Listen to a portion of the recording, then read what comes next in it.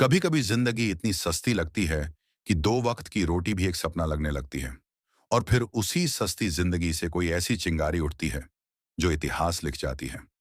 रतनपुर गांव, बिहार का एक छोटा सा कोना, जहां लोग केवल दो बातें जानते थे: खेत में मजदूरी और शहर जाके मजदूरी। लेकिन उसी रतनपुर में एक झोपड़ी थी। छप्पर से टपकता पानी, मिट्टी की दीवारें और जिंदगी से थकी हुई एक औरत। उसका नाम था कमला। लोग उसे लोहे बीनने वाली कहते थे, पर मुझे हमेशा उसमें तपता हुआ लोहा दिखाई देता था। कमला हर सुबह झोला उठाकर स्क्रैप जमा करने जाती थी। रेल की पटरी के पास, कूड़े के ढेरों में, किसी पुराने गोदाम के पीछे। उसका एक सपना था, नहीं, दो सपने थे। एक, पेट भर रोटी, और दूसरा, अपनी बेटी को स्कूल भेजना। और यही बात उसे बाकी सबसे अलग बनाती थी, क्योंकि सपनों का कोई तबका नहीं होता, कोई जात नहीं होती। बस हिम्मत चाहिए होती है, और एक माँ की हिम्मत सबसे बड़ी होती है। अब कहानी यहां से नहीं पलटती, बल्कि वहीं से बदलनी शुरू होती है।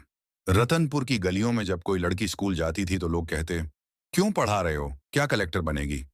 लेकिन कमला ने तो सोच लिया था कि हाँ, यही लड़की कलेक्टर बनेगी। वो बेटी थी प्रिया, एक आम बच्ची जिसकी स्लेट पर चौक से लिखा होता था, आईएएस प्रिया कमला। खुद के नाम के आगे माँ का नाम जोड़ना, ये वो शान होती है जो केवल मेहनत से आती है। स्कूल में जूते नहीं थे, प्रिया नंगे पांव जाती थी। किताबें फटी होती थीं, लेकिन हौसला पूरा। क्लास में टीचर उसे कागज देने से कतराते थे, क्योंकि उसकी माँ लोहे बीनती थी।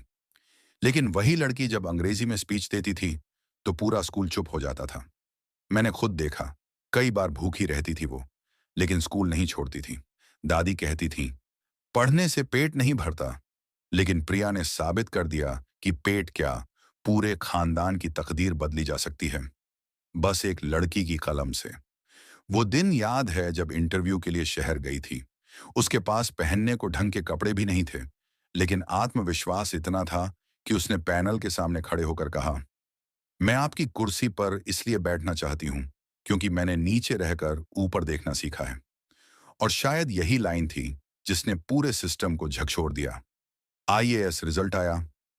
लोग पन्ने पलटते रहे, और नाम के आगे लिखा था, प्रिया कमला, रतनपुर। उस दिन ना सिर्फ उसका नाम चमका, बल्कि उसकी मां की मेहनत, उसकी भूख, उसकी जिल्लत, सब कुछ सुनहरा हो गया। और यही बात हमें समझनी होगी कि कोई भी सपना छोटा नहीं होता, और कोई भी इंसान छोटा नहीं होता। आज जब कोई लड़की कहती है कि मेरे पास साधन नहीं है, तो मैं रत्नपुर की उस झोपड़ी की तरफ इशारा करता हूं जहां से प्रिया निकली थी। और जब कोई मां कहती है कि क्या होगा मेरी बेटी का, तो मैं कमला की आंखों में दिखी वो आग याद दिलाता हूं जो लोहे को भी पिघला दे। हमारे देश में रोज हजारों कमलाएं हैं जो कबाड़ बीनती हैं, मजदूरी करती हैं, पर दिल में एक सपना पालती है। फर्क बस इतना है, कोई सपना देखता है और कोई सपना जीता है। राकेश कुमार के शब्दों में कहूं तो कहानी वहीं से शुरू होती है जहां हालात हार मान लेते हैं और इंसान हार मानने से इनकार करता है। तो अगली बार जब जिंदगी कहे कि तू कुछ नहीं कर सकता, तो रतनपुर की वो मोरनी याद रखना जिसने कचरे से उड़ान भरी और आसमान तक पहुंच गई। क्योंकि चप्पल फटी हो सकती है, पर सोच नहीं। दीवारें गिर सकती हैं, पर इरादे नहीं। और नींद उचट सकती है, पर सपने नहीं। आज रत्नपुर के सरकारी स्कूल में जब बच्चियां आईएएस बनने का सपना लिखती हैं, तो उनकी टीचर उन्हें टोकती नहीं, बल्कि एक नाम याद दिलाती है, प्रिया कमला। क्योंकि वो सिर्फ एक लड़की नहीं थी, वो उम्मीद थी उन हजारों बेटियों की जो अपने भाग्य को बदलना चाहती थीं। और वो भी बिना किसी खास साधन, बिना कोचिंग, बिना किसी गॉडफादर के। प्रिया जब आज किसी कॉन्फ्रेंस में बोलती है, तो वो उस शानदार अंग्रेजी में नहीं बोलती जो किताबों में होती है। वो उस आवाज में बोलती है जो उसने अपनी माँ के झुके हुए कंधों में सुनी थी। उस आवाज में जो भूख से टूटी हड्डियों के बीच भी आत्मसम्मान से भरी होती थी। क्योंकि उसके लिए आईएएस बनना केवल एक पोस्ट नहीं था, वो उसकी माँ के सम्मान की बहाली थी।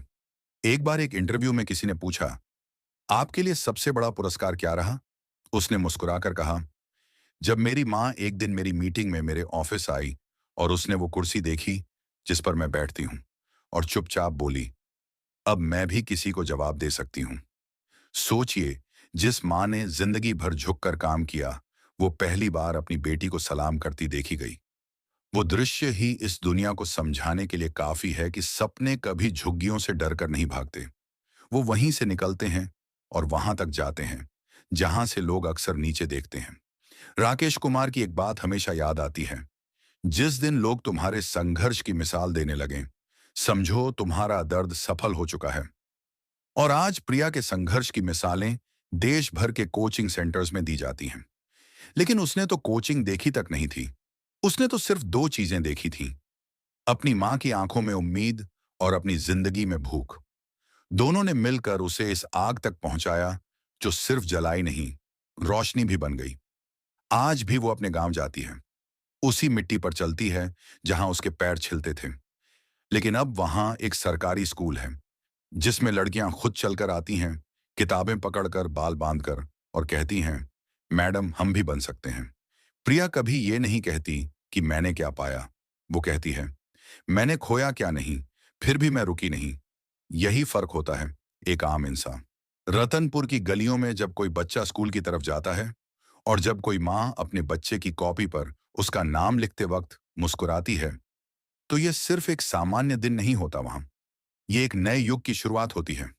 एक ऐसे युग की जो एक लड़की ने अपने पैरों के छालों से लिखा है। प्रिया कमला के लिए हर कदम इतिहास बन गया। लेकिन ये इतिहास किताबों में नहीं, इंसानों के दिलों में लिखा गया। क्योंकि उसकी कहानी कोई परी कथा नहीं थी। उसकी कहानी धूल, आंसू और पसीने से बनी थी। और जब एक इंसान इतना कुछ झेल कर भी रुकता नहीं, तो वो सिर्फ अपने लिए नहीं लड़ रहा होता, वो पूरी पीढ़ी के लिए रास्ता बना रहा होता है।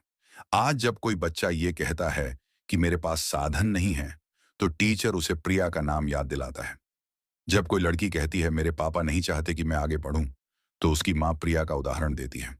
और जब कोई लड़का कहता है मुझे सरकारी अफसर बनना है, लेकिन मेरी परवरिश छोटे से गांव में हुई है, तो गांव वाले खुद बताते हैं, हमारे रतनपुर की बिटिया अब अफसर है, तो तू क्यों नहीं।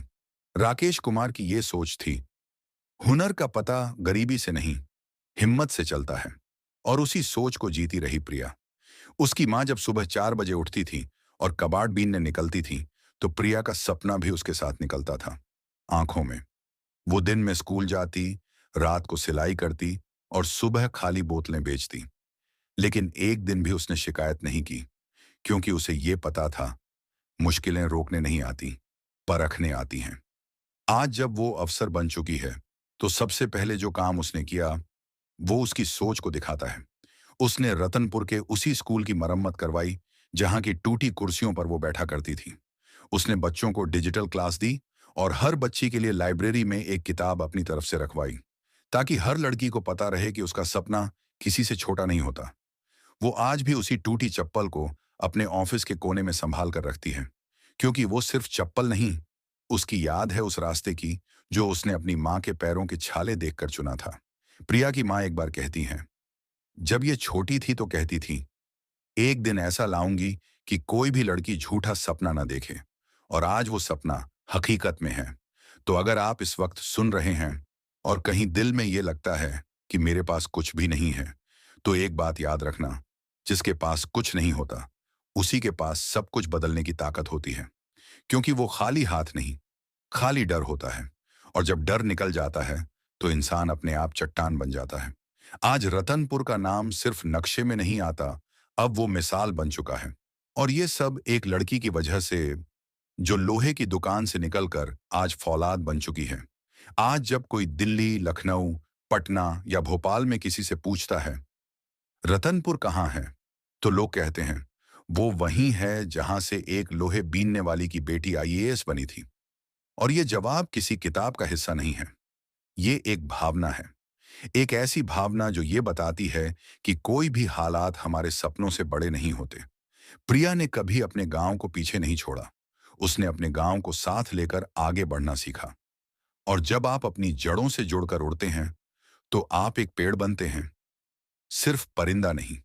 उसने अफसर बनने के बाद अपने पहले भाषण में जो कहा, वो शायद आज भी लोगों के कानों में गूंजता है।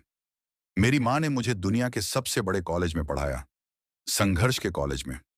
वहां फीस नहीं लगती थी, लेकिन हर दिन परीक्षा होती थी और मैं पास होती रही, क्योंकि मेरी किताब थी माँ की आंखें और मेरा पेन था उसका पसीना। कितनी सच्ची बात थी वो।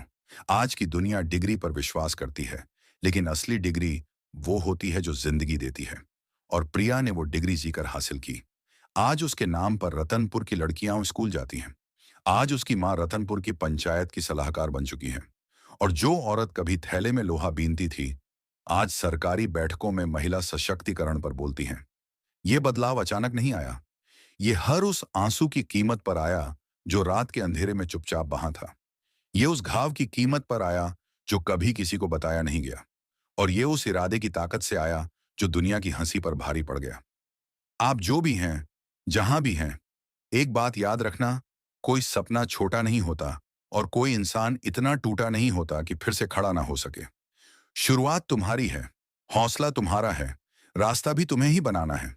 तो अगली बार जब तुम थक जाओ या लगने लगे कि रास्ता नहीं है, तो रतनपुर की मिट्टी को याद करना। वहां कभी एक लड़की थी जिसने बिना आवाज किए ये साबित कर दिया कि लोहा उठाने वाली बेटी भी फौलाद बन सकती है। बस रुकना मत, थकना मत, झुकना मत, क्योंकि एक दिन तुम्हारा नाम भी किसी के लिए जवाब बनेगा। और जब कोई कहेगा, क्या मैं भी कर सकता हूं, तो कोई जोर से बोलेगा, हाँ, क्योंकि तू भी उसी मिट्टी से बना है जिससे फौलाद बनता है।